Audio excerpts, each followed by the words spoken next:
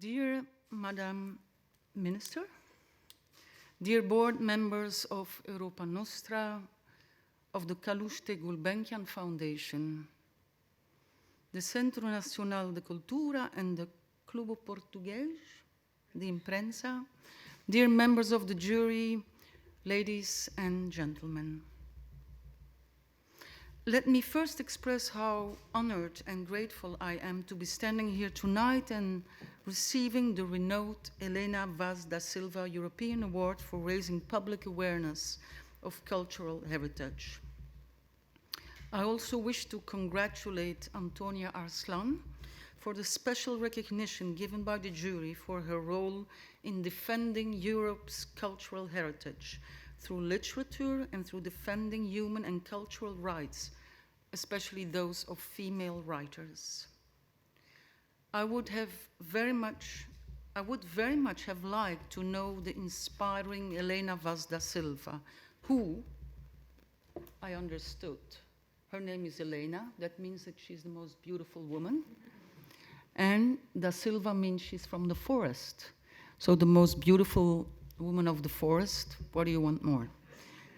But moreover, Helena da Silva was a very good friend of the admirable Marguerite Yourcenar, who was born in my city, Brussels. So I feel very well surrounded tonight, standing in the footsteps of these strong women. At some point on their path, any artist will come to the question, what is that they do and what their medium means to them? The examples are endless. Constantin Brancusi said, "There are some fools who define my work as abstract, yet what they qualify as abstract is that which is the most realistic. It is not the appearance that is real, but rather the idea, which is the very essence of things." Trisha Brown said that dancing on the edge is the only place to be. Steve Reich said, "I discovered that the most interesting music of all was made by simply lining up the loops in unisono and letting them slowly shift out of phase with each other." Patti Smith asked herself, "Why can't I write something that would awake the dead?" That pursuit is what burns me most deeply. And Joseph Beuys, writing on the anatomical drawings of Leonardo da Vinci, said, "We have to come back to the body, to the organs, if we want to speak about culture." And finally, Fernando Pessoa wrote, "I don't know what I feel or I want to feel. I don't know what to think or what I am." It's often in moments like these, addressing an audience, that one has to articulate what they do and why they do it. However, I realize this questioning is just as necessary for me everyday work in the studio. It's a constant companion. Throughout my career, the attempt to express what choreography means to me and how I'm in partnership with it has always been moving, shifting, changing. It sort of dances along with me. At different stages, different definitions of choreography have taken central focus, directly impacting the work I create. First, there was the idea that choreographing is embodying an abstraction. Abstraction from the Latin word abstrahere, taking away. And this involved an obsession with the numerical, the geometric, and formalism. Next, there was the idea that choreographing is the organization of time and space. And this involved the return to the human body, to the basics of how humans move: walking, breathing, standing, falling, lying. And there also has been the definition of choreography as a means to defy gravity, as something that is between Isaac Newton and spinning and jumping like a child. And more recently, there has been the idea that choreographing can be a form of healing. Even though each of these ways of relating to my craft has taken priority, and at a certain time the previous definitions never disappear, we carry the knowledge we have gained with us in work just as in life. And in front of you today, I'm still asking myself these questions. Due to the crisis we find ourselves in, they have become even more crucial than before. When COVID-19 began, everything we thought we knew was destabilized, and how we choose to live was destabilized with it.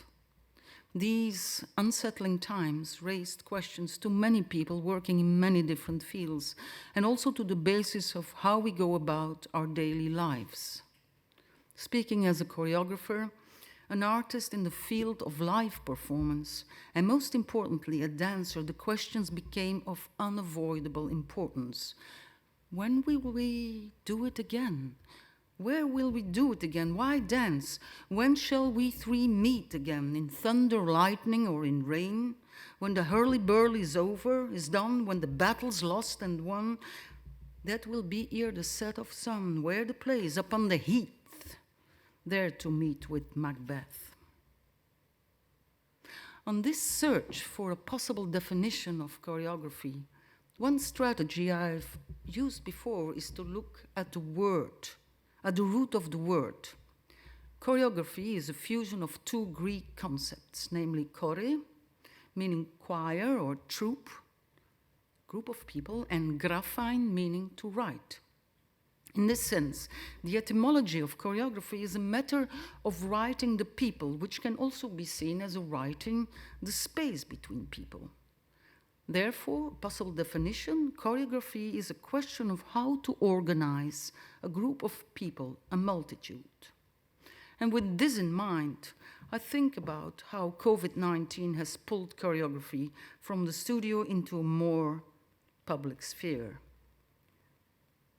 What we see during this pandemic is a peculiar kind of choreography. We are in the multitude, carefully executing a performance of sanitary procedures. In this choreography, we have seen distance and mistrust between bodies, a lack of touch, rituals of entering, exiting, screening. This choreography is specified even down to the costumes we all wear now, our masks, our COVID masks. Given the reality we experience today, daily, COVID-19 easily becomes the #1 problem to solve. But I'm absolutely convinced this is a short-sighted thinking. There are underlying issues that cannot be ignored. Climate change, ecology, education, migration, healthcare, the growing wealth gap. These are issues that are truly at the top of the list and must be treated with more urgency than they currently are. As I'm speaking, the second week of the UN Climate Change Conference is underway in Glasgow.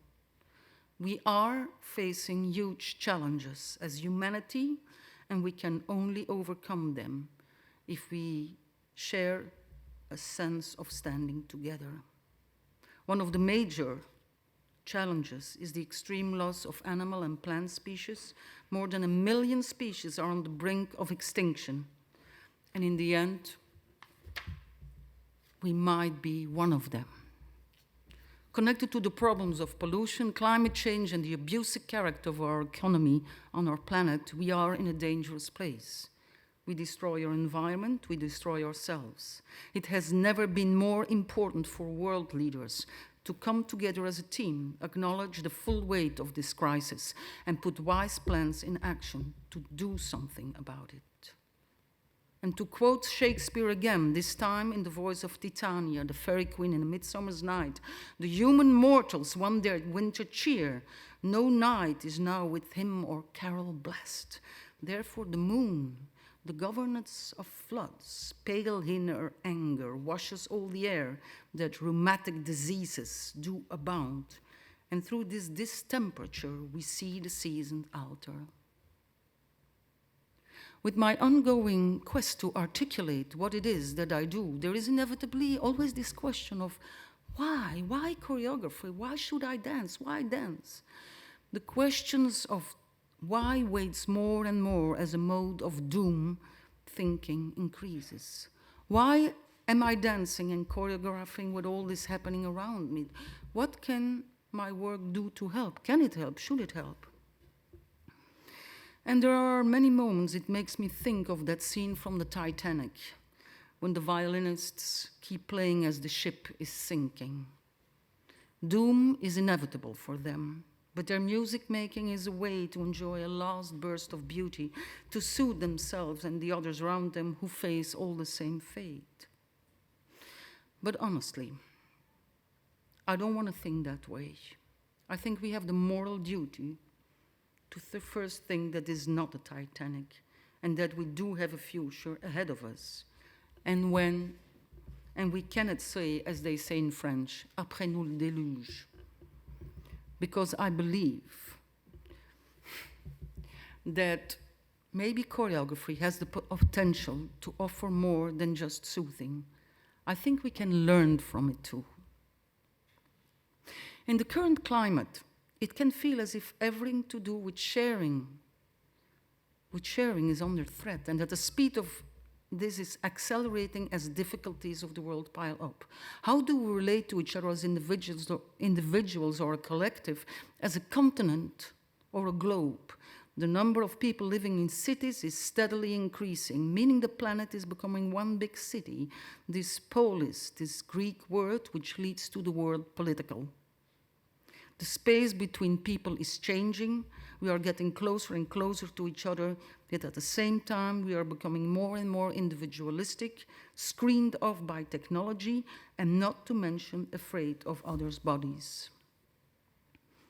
In my dance, I often think about the vertical and the horizontal axis and all the possible diagonals between it.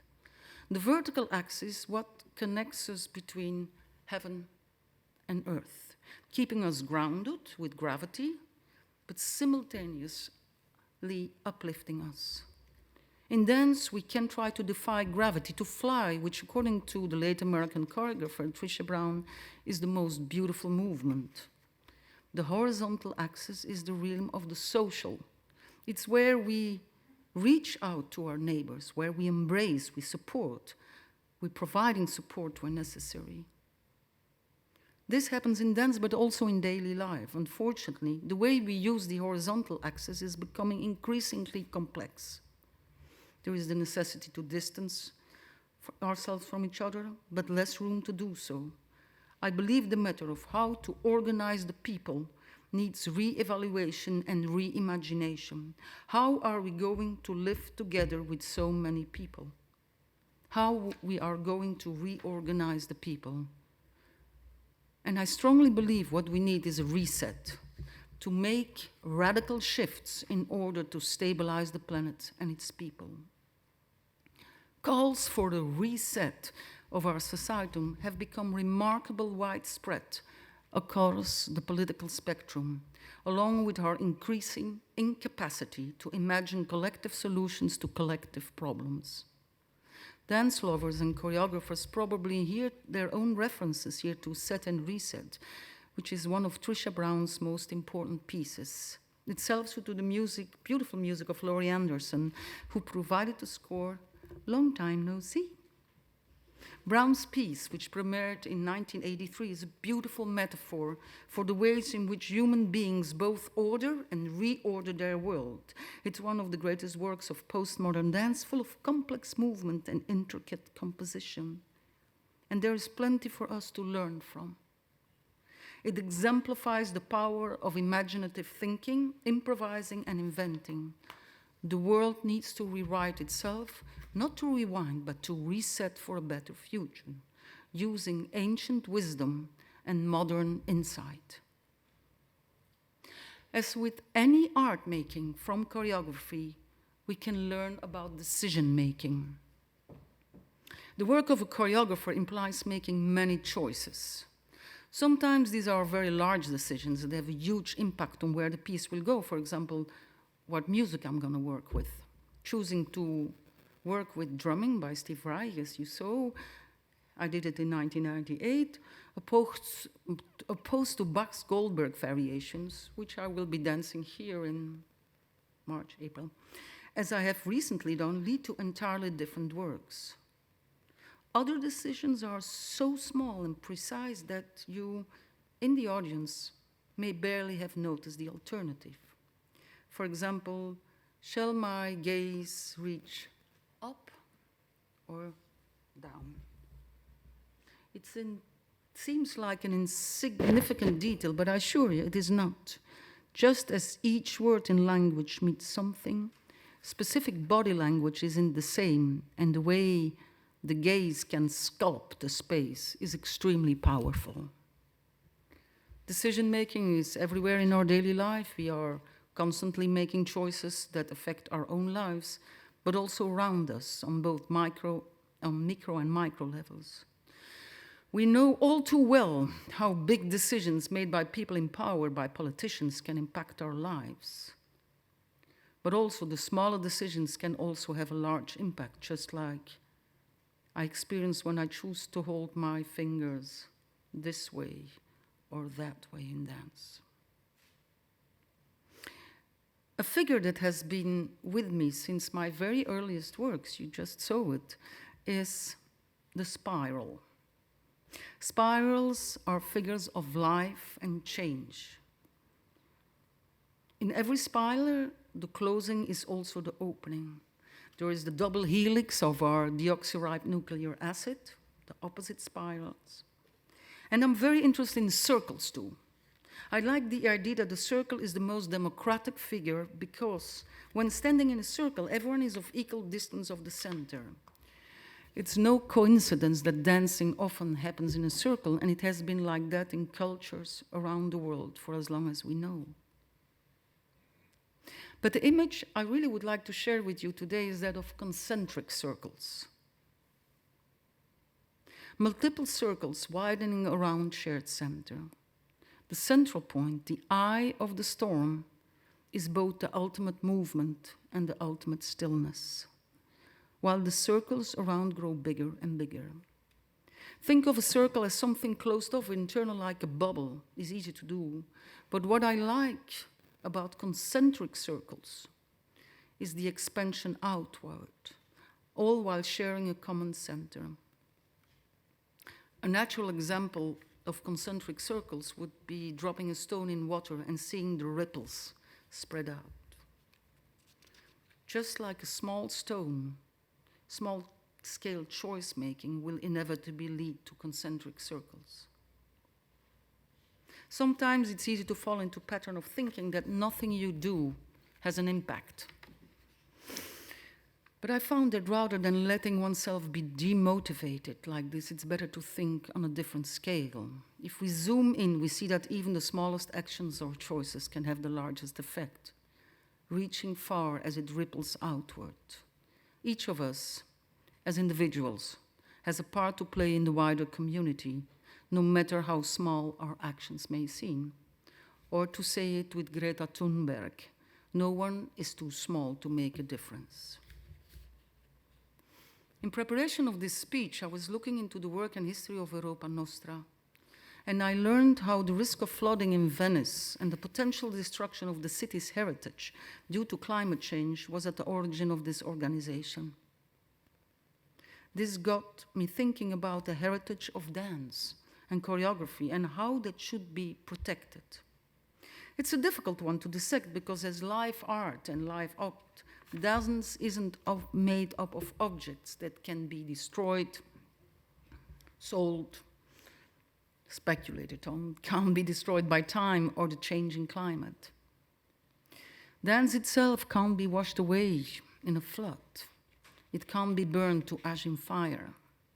Choreographies, written dances, have, just like stories or songs, been passed on from body to body, generation to generation for centuries.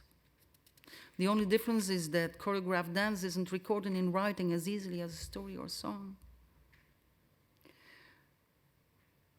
YouTube is the biggest library. A video recording is one thing, and the internet too, but these are recent inventions in relation to the ages humans have been dancing.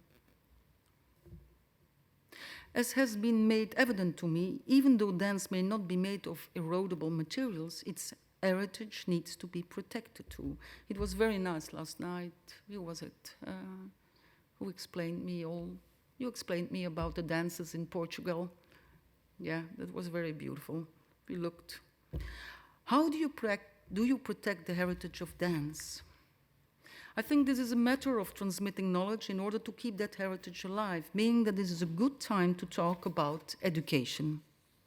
In 1994, Bernard Foucault of the Brussels Opera, Theo van Rompuy, Kees Arend, and I came together to found the school PARTS, Performing Arts Research and Training Studios.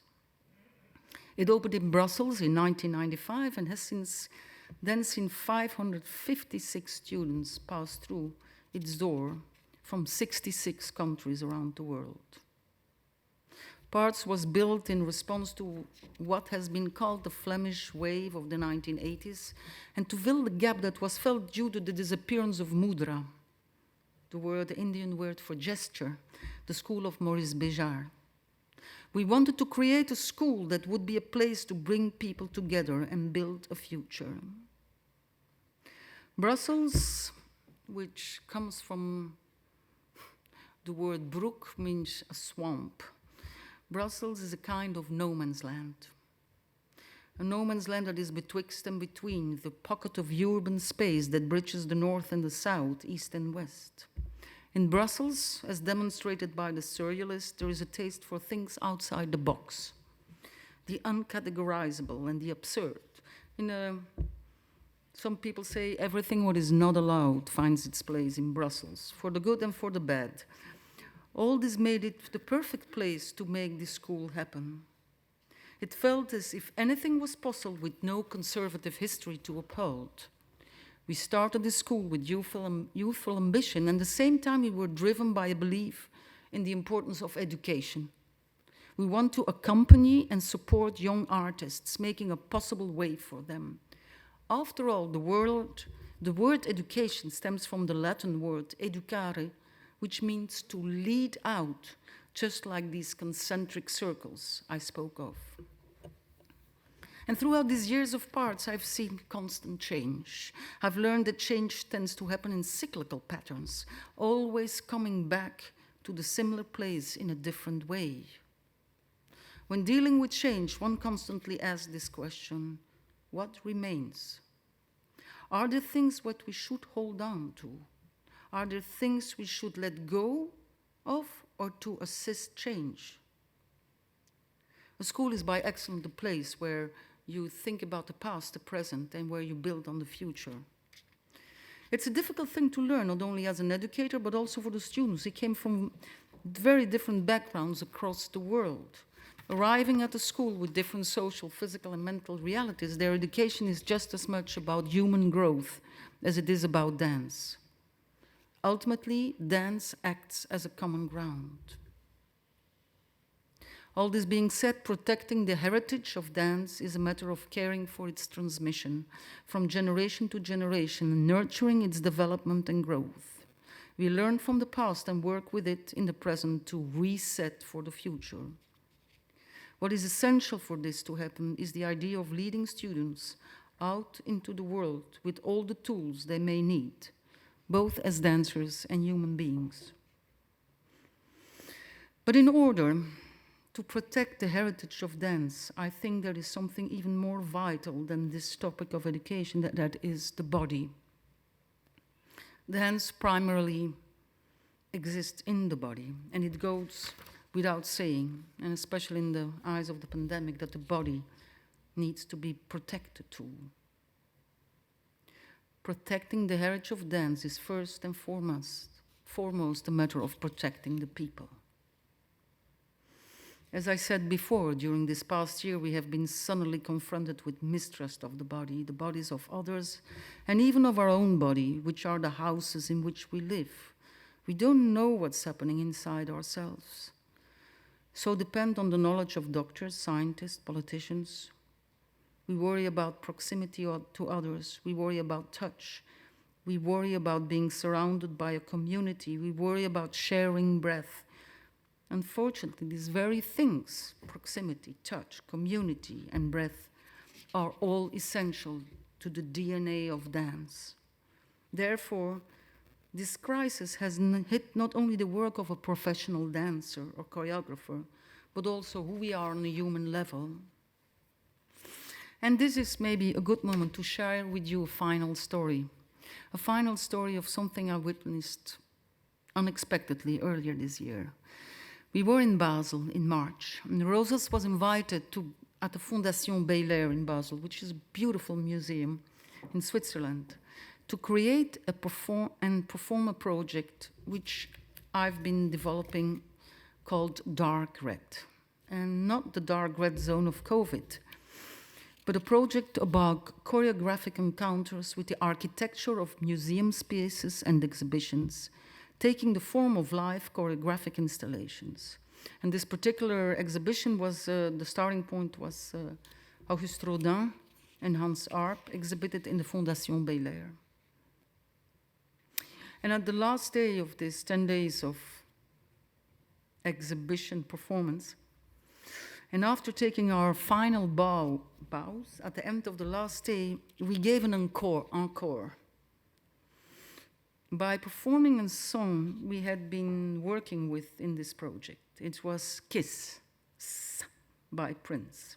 Kiss, of course, I don't have to explain you, was chosen simply because of the famous Kiss by Auguste Rodin, and an absolute forbidden thing in times of the pandemic. As we finished and ran backstage, the buzz left in the room was quite deafening.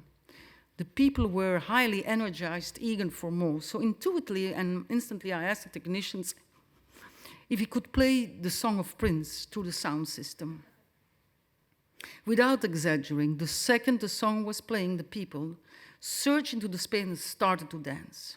And I think we all know that from parties where you go, there can be often an awkward moment when the dance floor isn't warm yet and people are too self-conscious to get in there and move.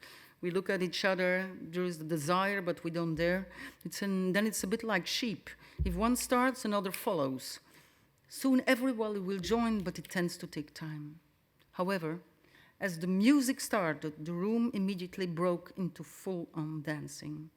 Self-consciousness had given way to that sensation of celebrating in a crowd, that what we were missing so much. Old people, small children, the staff of the gallery, the guards, and us dancers who came back out to join them, all dancing together, sharing a moment of uninhibited joy, moving our bodies together in collectivity. And I should add that there was still social distancing and face masks, so don't worry.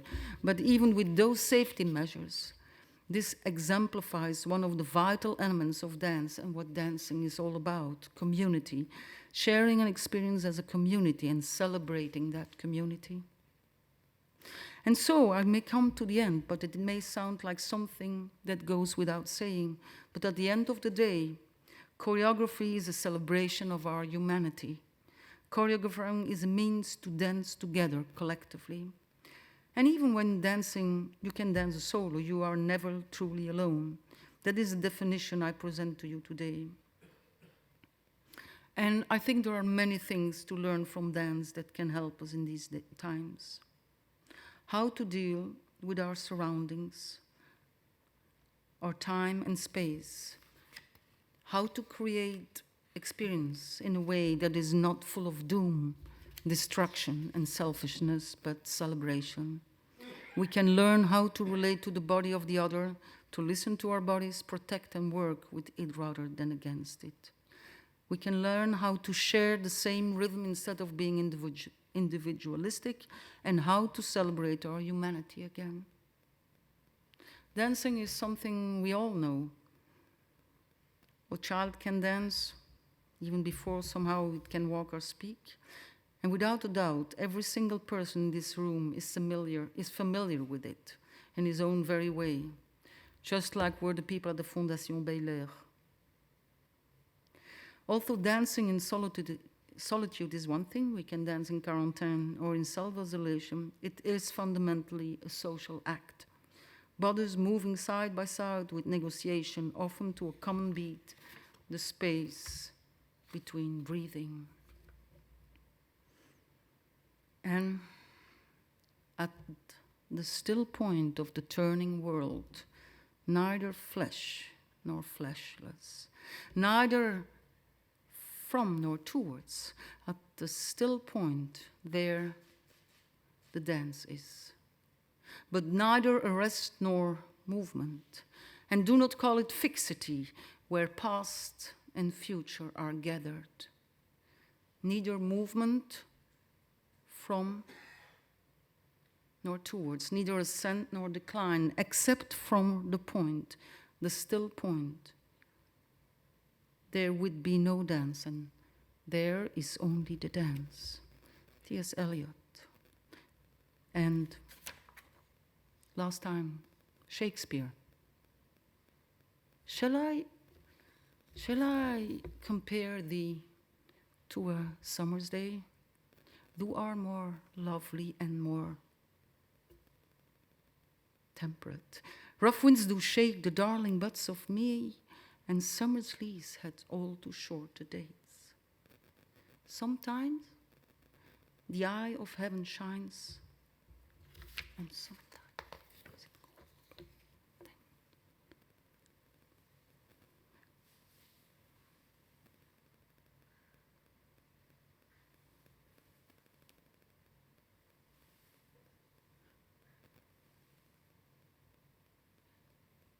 nor shall death brag the wanderest in his shade, when in eternal lines to time do grossed.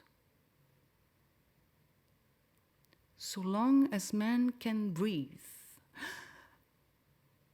and eyes can see,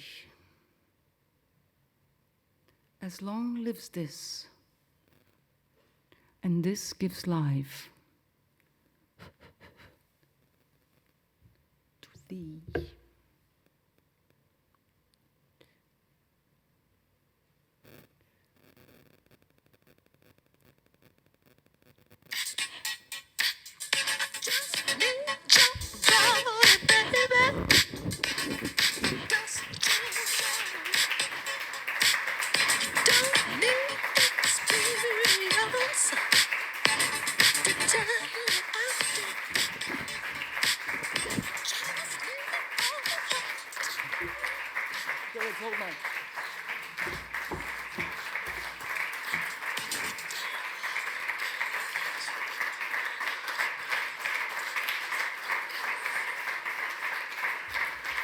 Thank you very much. Thank you very much.